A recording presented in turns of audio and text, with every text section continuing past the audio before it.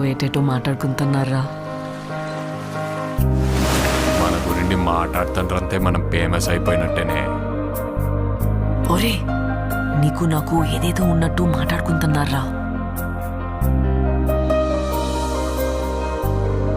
ఇప్పుడు ఏటత్తవే? అందరెలాగా మాట్లాడుకుంటారు కదా, అది నిజం చేసిస్తే ఎలాగుంటదా అని. ఈ శివరాత్రి పండుగ నుండి రాజుగాడే మన తండ్రి. మనం పెళ్లి చేసుకుందామా? ఇక్కడున్న 3 నెలలు నా 9 నెలలతో సమానం.